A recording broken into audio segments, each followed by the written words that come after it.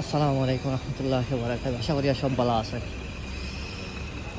ঠান্ডার দিন, ফজরের পরে মিডল ইস্টের একটা সব সময় করে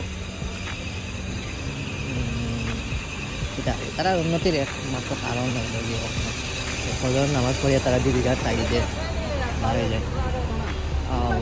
মিডল ইস্ট যারা স্থায়ী আছেন খালি তারাও না, আজনবী যারা করে, যেমন কি বাংলাদেশি, পাকিস্তানি, ইন্ডিয়ান, ফজর নামাজ পড়ছে, ফজর নামাজ পড়িয়াও বার হয়ে গেল জীবিকার তাগিদে।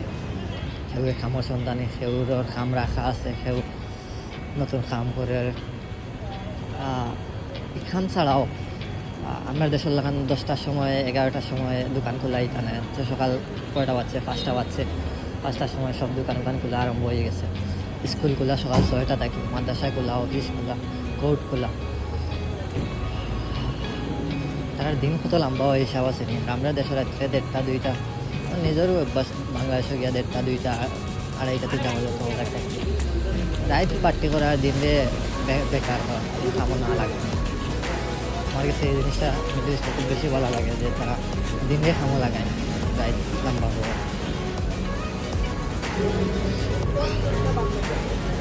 হাদিসেও তো আছে যে রিজেকের সন্ধান করার লাগে, রিজেকের তালাশ করার লাগে।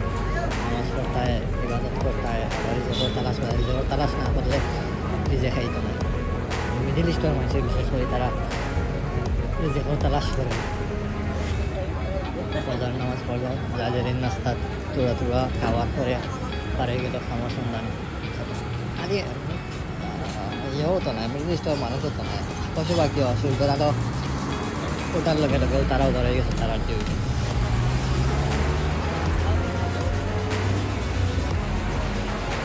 যখন দিনের সময় নামবো হইব তখন রিজেকের পরিমাণও বাড়বো। আমার পরিমাণ বাড়বে, যত বেশি কাম করা হয় তত বেশি উপার্জন করা সম্ভব হয়। যত বেশি উপার্জন তত উপার্জন দিয়েও দিন রিজেকের হিসাব করা হয়, যত বেশি কাম করা হইব তত বেশি। অবশ্য উপার্জন তো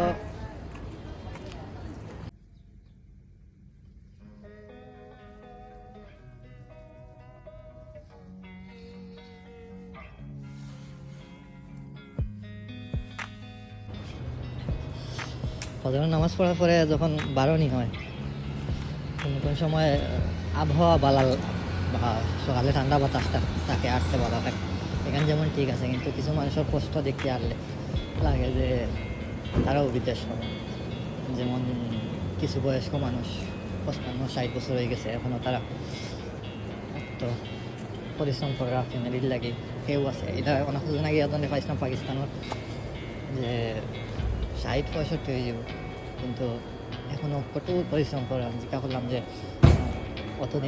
কত বয়স পর্যন্ত কাম করার কারণ কি? তারপরে বিচারা কইল যে তার ফয়েন নাই আর কি, ফরিন সাইগুলো মাস থেকে এগুলো বিয়া দিছে, আর এখনও 3 বাকি।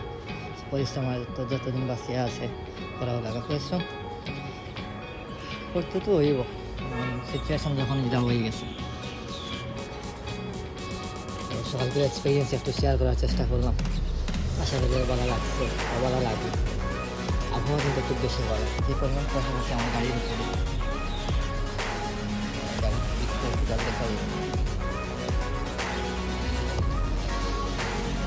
ওকে, ধন্যবাদ। আসসালামু আলাইকুম।